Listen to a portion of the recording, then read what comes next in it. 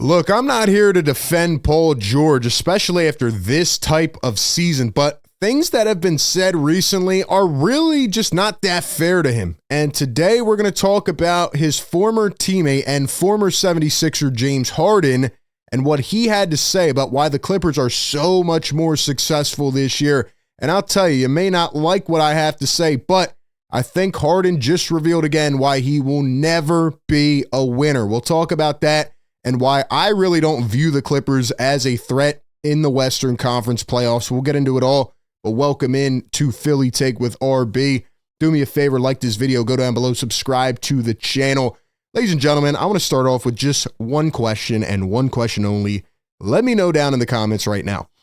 Do you think that James Harden and the LA Clippers are an actual threat to come out of the West and win the NBA Finals this year? I just want a yes or no and maybe a simple explanation as to why.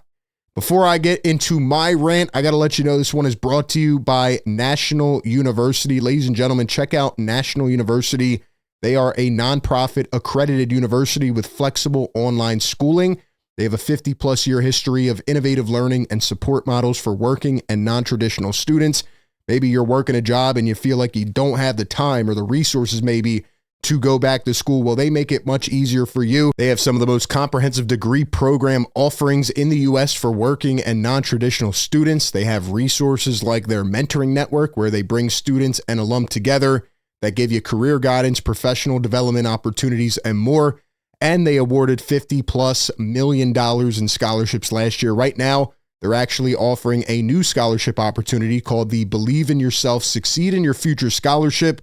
This is a needs-based scholarship that will provide annual funding throughout your degree program as long as you maintain eligibility requirements. So go ahead and check all that out, man. They are there to support you and support your career, and they want to make higher ed accessible for anybody, no matter your background or financial circumstances. So go down to the description or the live chat, click the pinned link, and learn more about National University. I guess it's time for me to school James Harden. All right, here's James Harden and his boy PG last year. They were buddy-buddy, right? Well, I don't know, man. This is pretty weird to me. Now, we have this quote from a few days ago, James Harden talking about the Los Angeles Clippers this year versus last year.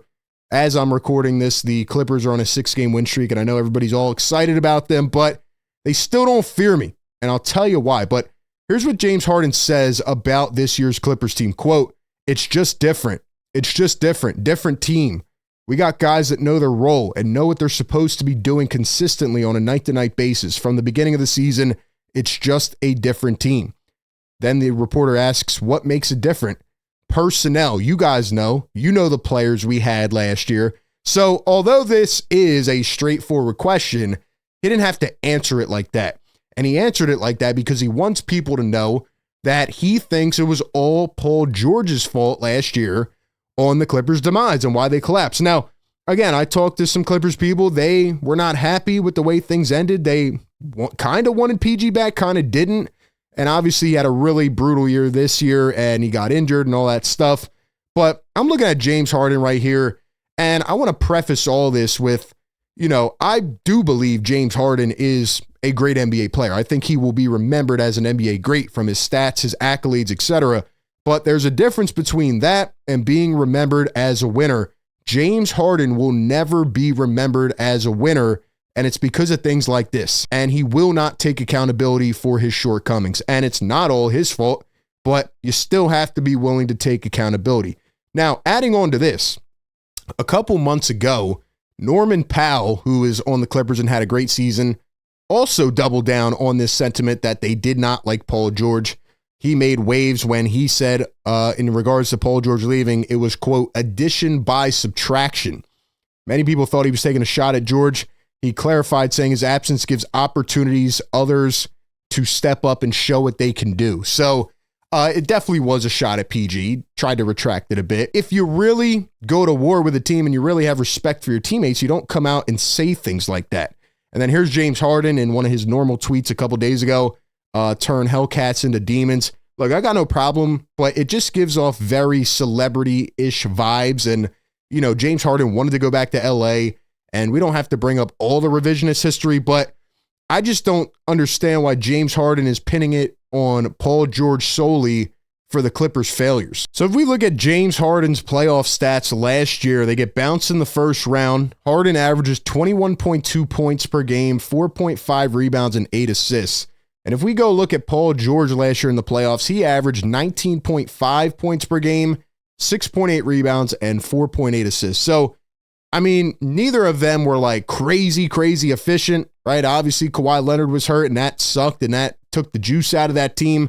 But looking at James Harden last year, I mean, he had a couple good games, right? 33 points, 28.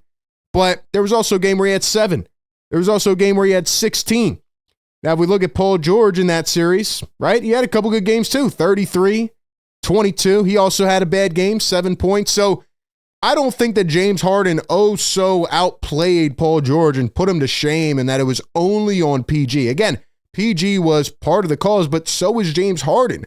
And if we look at James Harden historically, he shrinks when the moment counts. He shrinks when the bright lights come on. If we go back to that Miami series where the Sixers played them in the second round, Joel Embiid missed the first 2 games. Sixers lost both. Then he comes back. They win 2. And then Harden goes out in game 5 and 6, and he puts up 14 points and 11 points. They needed more from him. He didn't show up. Let's go ahead and go back to 2023 when the Sixers collapsed to the Boston Celtics. Again, a big part of that was Joel Embiid as well. But James Harden, I was actually there in attendance for game 3. He puts up 16 points on 3 for 14. He played like Ben Simmons, which is funny enough. Now he's his teammate. And in game 6 and 7, when they needed the prime James Harden, when they needed him to turn the clock back, he goes out there and goes 4 for 16 with 13 points in game 6, where the Sixers choked in the final minutes of the game. And then he goes 3 for 11 with 9 points in game 7 and does not show up at all. Well, actually, let's take it back to 2021 when Paul George was by himself on an island. Now, again, he was a couple years younger, but they absolutely needed PG. And what did he do? He stepped up in that series, helped the Clippers get to the conference finals without Kawhi Leonard. He averaged almost 29 points per game in that series. Had a game where he put up 41, didn't score below 20, had a game where he put up 34. So again, I'm not here to just defend Paul George, but for James Harden to take no accountability and to act like it's all Paul George's fault is just wild to me. And again, it just shows me why James Harden is never going to be a winner. Matter of fact, if I remember correctly, wasn't it James Harden a couple years ago on Christmas Day that leaked a report to Adrian Wojnarowski that he wanted to be back with Houston in free agency because he was mad at his role? Even though the Sixers were winning, he didn't like being the Robin to Joel Embiid's Batman. As bad as Doc Rivers was, I'll give him credit for being the first coach to actually establish an offensive system around Joel Embiid that got him going and got him into MVP form. And remember that training camp clip where Doc Rivers was talking to James Harden and he was trying to establish the agenda. He was trying to establish the hierarchy, and James Harden didn't like it. Look, I'm not saying that Harden did everything wrong, but this is also a guy where he had differences with Daryl Morey and his best friend at the time, we could say, and came out while on a tour in China and publicly called him out, called him a liar while he was still on the 76ers. So again, I'm not blaming that all on James Harden. Daryl Morey gets a lot of blame as well. But when you want to be a leader, when you want to go out there and win a championship, you don't throw your guys under the bus like this. And it's just funny to me with all the players over the years, including Joel Embiid, that people have tried to criticize, for saying things out loud and coming out and saying things. Well, James Harden is literally acting like he was not a part of the Clippers last year in the playoffs. And it was his fault as well because he couldn't step up and take the reins. And that takes me to the current day. The Clippers have won 6 in a row. People are excited about them. But ladies and gentlemen, the only way that the Clippers have a chance at winning the NBA Finals is if Kawhi Leonard goes on another historic run. Kawhi's back. He's playing well. But the track record shows that Kawhi is not going to stay healthy in the playoffs. I hope he does. I wish him the best of luck. He's an amazing player at his peak, but he's also dealing with a chronic knee condition that they told him is probably never going to get 100% better. And if he goes down or he's struggling and, his knee's banged up, then the Clippers have essentially no shot because James Harden, although he is a great and will be remembered stat-wise as a guy who helped change the NBA landscape, he's not a winner. And he's going to take any chance he can get to throw somebody else under the bus, and he's going to come up short when the lights are bright. And ultimately, although the Clippers have had a good season and they're a great defensive team, they don't have enough three-point volume shooting. They don't take a lot of threes. They don't make a lot, and they're not going to have enough. And, sure, they may win the first round against Denver, who just fired their coach, but am I taking them against OKC? No way. They have no shot against OKC. And it's because they don't have the guy to take the reins if Kawhi Leonard cannot stay healthy. So those are my thoughts on James Harden. It is not all on Paul George. And I don't like the way that James Harden essentially came out here and threw him under the bus again. So give me your thoughts down below. Do you think the Clippers are a real threat? What do you think about James Harden? Will he ever win an NBA championship? Give me your thoughts down below. Appreciate everybody for tapping in. Be sure to like, comment, and subscribe. And I'll catch you on the next one. Peace.